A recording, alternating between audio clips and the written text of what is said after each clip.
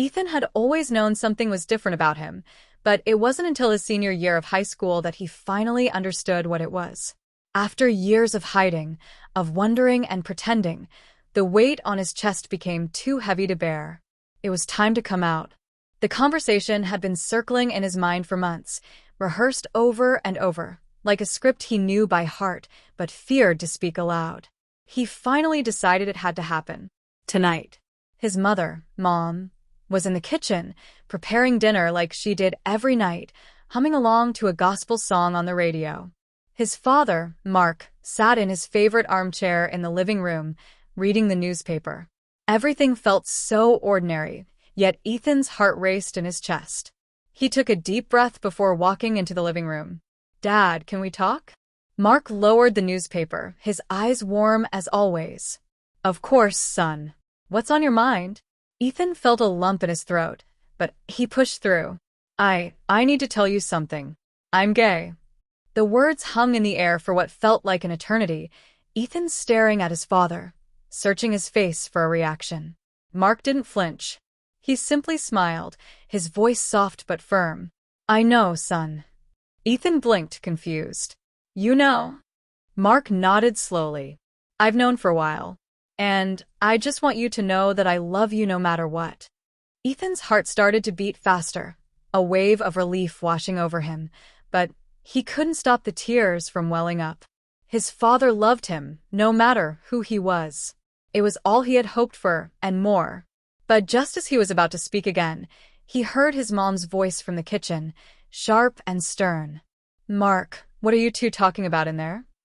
Mom's voice held a familiar edge of suspicion. "Mark says, don't tell your mother, I don't think she'll take it well. In time we will tell her." Ethan had spent months preparing for this moment.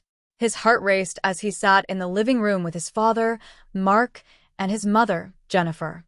It felt like the weight of the world was on his shoulders. He couldn't hide it anymore, couldn't live in fear of their judgment. It was time to tell them, both of them, the truth. He had already confided in his father, and Mark's love and support had been a balm to his soul. But his mother, Ethan couldn't predict how she would react. Jennifer was a devout woman, a mother who had always raised Ethan with clear expectations. She would not understand. He feared she might reject him, but he knew he had to do this, for himself and for the man he was becoming. "Mom, Dad," Ethan said, his voice wavering but firm. "I need to tell you both something important." Jennifer looked up from her phone, her eyes meeting Ethan's, and she sensed the seriousness in the air. Mark gave Ethan an encouraging nod, his hand gently placed on his son's shoulder. "What is it, sweetheart?" Jennifer asked, setting down her phone, her expression softening with concern.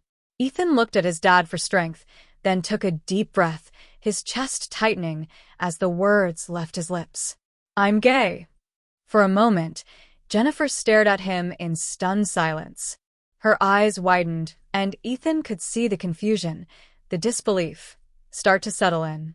She swung her arm to point at Ethan, her eyes filled with tears and fury. "You, my own son, how could you do this? How could you betray me like this?" Ethan flinched as his mother's words cut deep. He tried to speak, but his throat felt tight, words stuck, trapped by the onslaught of emotion. I didn't want to hurt you, Mom. I've been so scared of losing you, but I couldn't live a lie anymore. I'm sorry," Ethan whispered, his voice breaking. "I thought you'd understand." Jennifer's eyes were filled with rage now, the hurt transforming into anger. "Understand? Understand this." She screamed as she grabbed a vase from the table and hurled it across the room. The vase shattered against the wall, pieces scattering across the floor. Mark stepped back, but Jennifer wasn't done. She turned toward him, her hands trembling with fury. Mark cleared his throat, catching Jennifer's attention. "And Jennifer, there's something else I need to tell you." His voice was softer now, but Ethan could hear the resolve behind it. "I'm gay, too. I've been hiding it for years, but I can't live a lie anymore. I have a partner, Carl." Jennifer's eyes went wide, her face pale. She froze for a second, processing the shock of the double revelation. Then the words came, louder than anything Ethan had ever heard her say. No. No, no, no. Jennifer screamed, her voice cracking as tears welled in her eyes. She jumped up from her seat, hands shaking, her face contorted with fury. You're what? Her voice grew louder, shaking with disbelief and rage. You're gay? Both of you. She turned to Mark, her expression twisted in horror. And you've been seeing someone behind my back? This whole time? This whole damn time. Mark stood up, hands raised as if to calm her, but Jennifer wasn't having it. She began pacing the room, her breath coming in quick, ragged gasps. You. She pointed at Mark, her voice rising higher with each word. You've lied to me. You've been lying to me our entire marriage. How could you do this to me? She shouted. To this family? How could you both ruin everything? I loved you, Mark. I gave you everything. Her breath was ragged now, each word tinged with pain, and in that moment, Ethan saw his mother unraveling. The woman he had loved, the one who had always been his rock, was breaking down before him. I didn't want to hurt you, Jennifer, Mark said softly, his voice almost a whisper now. But I can't keep lying. Not to you, not to Ethan, not to myself. I love Carl. I want to be happy. Jennifer let out a guttural cry of disbelief and rage, her hands shaking as she started throwing more things, books, pillows, whatever was in reach. A picture frame flew past Mark's head, narrowly missing him as it crashed against the wall. No. No. I won't let this happen, she screamed, her voice a terrifying combination of grief and fury. I will not accept this. You're both going to hell. This is a sin. You can't just throw away everything we've built for a lie. Her voice cracked with emotion as she turned back to Ethan, her face red with anger. And you, Ethan. You were raised better than this. You've been taught right from wrong. You've been taught what's acceptable. Mark stepped forward, but Jennifer slapped his hand away. She was pacing again, nearly out of control, throwing whatever she could find, cups, books, a lamp.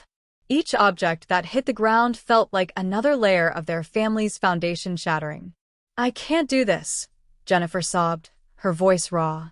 I can't stay in a marriage with a man who's been lying to me. I can't be a mother to a son who chooses this abomination. Mark didn't respond. His heart broke for both of them, but he had made his decision. This was the life he had chosen, a life where he could be himself. Ethan stood, his hands trembling, but his heart was resolute. Dad, I think we should go. She's not going to understand right now. We can't stay here. Mark's eyes were full of sadness, but he nodded. You're right, Ethan. We can't stay. Jennifer sank to her knees, the anger fading into uncontrollable sobs. She buried her face in her hands, the realization sinking in. Mark reached out to Ethan. Let's go, son. They turned toward the door, their footsteps slow and heavy, and as they left the house, Ethan felt a weight lift off his shoulders. They didn't know what the future held, but for the first time in a long time, he felt free. As they drove away, the sounds of Jennifer's cries echoed in their minds. The road ahead was uncertain, but it was theirs to walk. Together. And somehow that was enough.